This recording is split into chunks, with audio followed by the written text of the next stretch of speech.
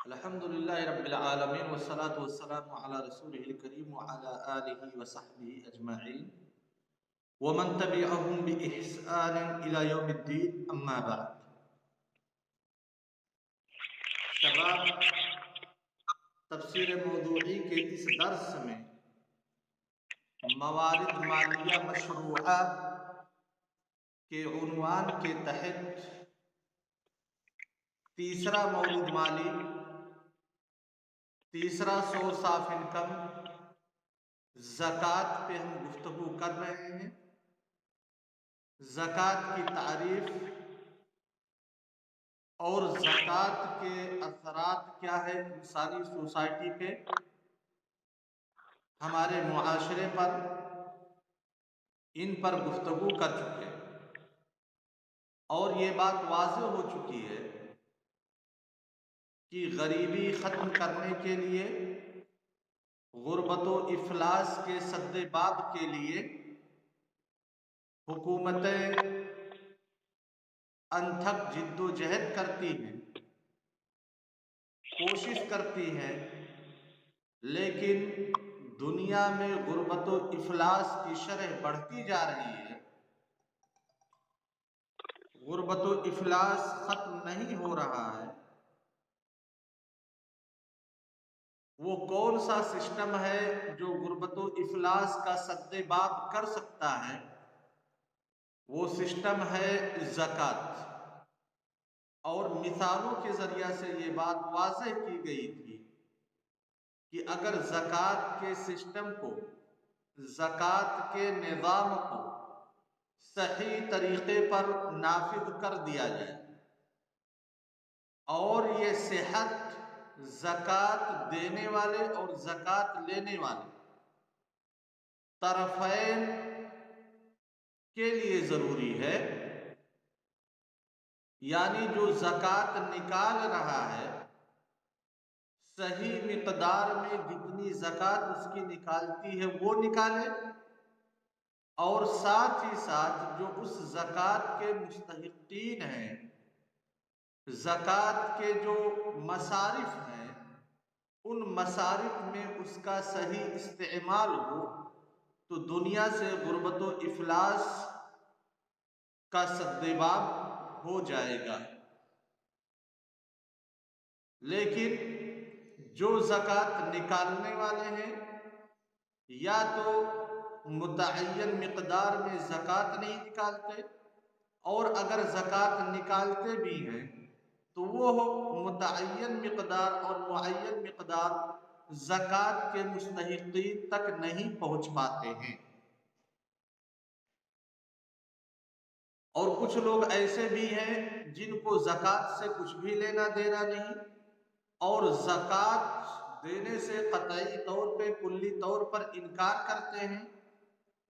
بعض حضرات کو تو ایسا بھی کہتے سنا گیا ہے کہ جب ہم گورنمنٹ کو ہر طرح کا ٹیکس ادا کرتے ہیں، بجلی کا ٹیکس، پانی کا ٹیکس، سڑک کا ٹیکس، کھانے کا، پینے کا، گھر کا، مکان کا، یعنی ہر طرح کی ٹیکس جب ہم ادا کرتے ہیں گورنمنٹ کو، تو پھر زکوٰۃ دینے کا مطلب کیا ہے؟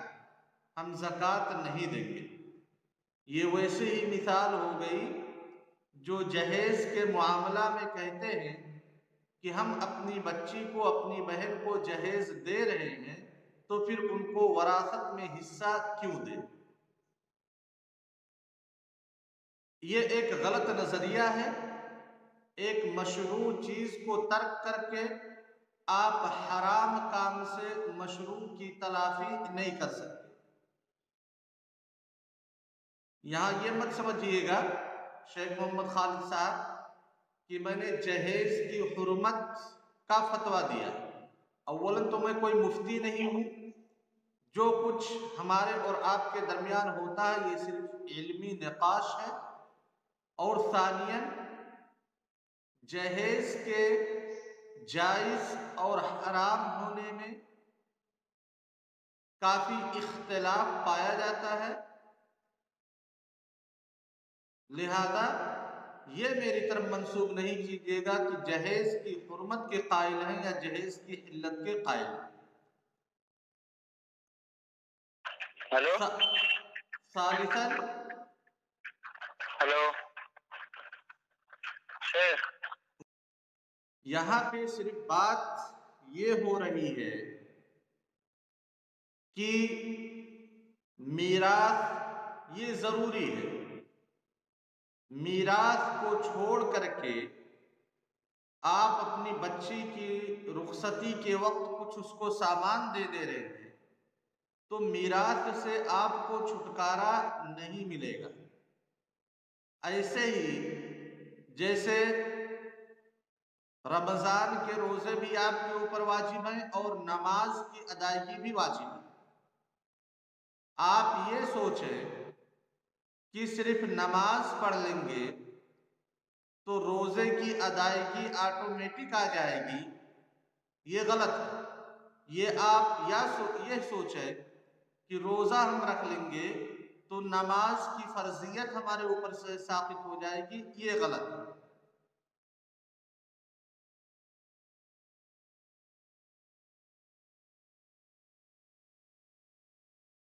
ये तो ज़कात के ताल्लुक से या ज़कात के जो असरात पड़ते हैं हमारे मुआशरा पे, हमारे समाज में, उसका मुख्तसरन जिक्र था, जिसका बयान कल के दर्स में मुफस्सल तरीके से हो चुका है। अब हम अपने सुल्बे मौजू में दाखिल होते हैं। ज़कात के ताल्लुक से कुरान करीम में जो आयात वारिद हुई हैं, उन आयात को हमने एक जगह इकट्ठा किया। इकट्ठा करने के बाद उनका दिरासा शुरू किया तो हमें पता चला कि ये सारी आयात एक ही मौजू से मुताल्लिक नहीं है, यानी सारी आयात का महवर ज़कात है, लेकिन ज़कात के जो ग़ैली अनामीन हैं, मुतअद्दिद ग़ैली अनामीन पे यह आयात दलालत करती हैं। लिहाजा सबसे पहले हम उन्वान कायम करेंगे वो आयात जिनमें लफ्ज़ ज़कात का इतलाक़ तो किया गया है, लेकिन ज़कात का वहाँ पे शरई माना मुराद ना लेकर के लुग़वी माना मुराद लिया गया है। ज़कात के लुग़वी माना है तहारत के, पाकी के। अब वो तहारत चाहे हिस्सी हो चाहे मानवी। और ज़कात का एक दूसरा लुग़वी माना है नुमू के, ज़्यादती के। और दोनों लुग़वी माना इस बात पर दलालत करते हैं कि ज़कात अदा करने वाला शख्स माल की बुख़्ल से, माल के शुह से, माल की महब्बत से ताहिर होता है, पाक होता है। और ज़कात अदा करने वाला शख्स, ज़कात अदा करने वाले शख्स का दिल पाक होता है कुफ्र से, शिर्क से, बुख़्ल से, हिर्सो तमा से और लालच से। वहीं पे ज़कात का जो लुग़वी माना नुमू और ज़्यादती के हैं, इस बात पर दलील है कि ज़कात की अदायगी से माल कभी घटता नहीं है। नुमू और ज़्यादती का मतलब बढ़ना। जब आप ज़कात देते हो या हम ज़कात देते हैं तो हमारे ज़हन में ये बात आती है कि 100 रुपए में से 2.5 रुपए हमने बतौर ज़कात निकाल दिए, अब बाकी बचे 97.5 रुपए, तो हमारा पैसा कम हो गया। ज़कात का जो लुग़वी माना है नुमू और ज़्यादती के, यह लुग़वी माना हमारी इस सोच की तरदीद करता है। समझ गए शबाब? लिहाजा वो कौन सी आयात हैं जो ज़कात के लुग़वी माना पर दलालत करती हैं? 2 आयात हैं, सूरह कहफ आयत नंबर 81 और सूरह मरियम आयत नंबर 13। سورہ کہف آیت نمبر 81 میں اللہ تبارک و تعالیٰ ارشاد فرماتے ہیں فَأَرَدْنَا أَن يُبْدِلَهُمَا رَبُّهُمَا خَيْرًا مِّنْهُ زَكَاةً وَأَقْرَبَ رُحْمًا۔ یہ سورہ کہف آیت نمبر 81 کی آیت ہے۔ حضرت موسیٰ علیہ السلام اور ان کے ساتھی خضر علیہ السلام کا واقعہ مکمل طور سے چل رہا ہے۔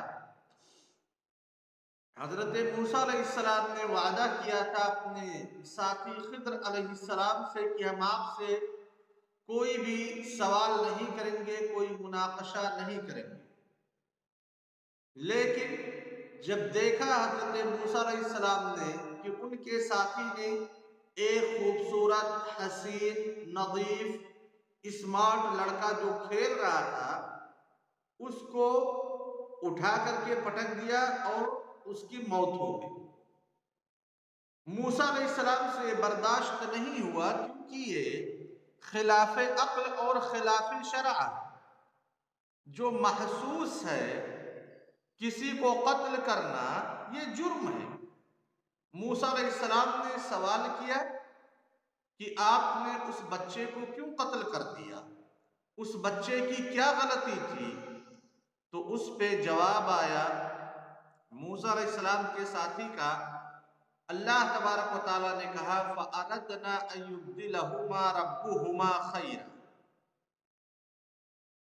خَيْرًا مِّنْهُ زَكَاةً وَأَقْرَبَ رُحْمًا، کہ اللہ تبارک و تعالیٰ کی وہاں پہ منشا یہ تھی کہ وہ بچہ ابھی چھوٹا ہے، بہت پیارا ہے، لیکن بڑا ہو کر کے سرکش بنے گا، لہذا اس سرکش بچے کی جگہ پہ اللہ تبارک و تعالی ان کو نیک اولاد عطا کرے گا۔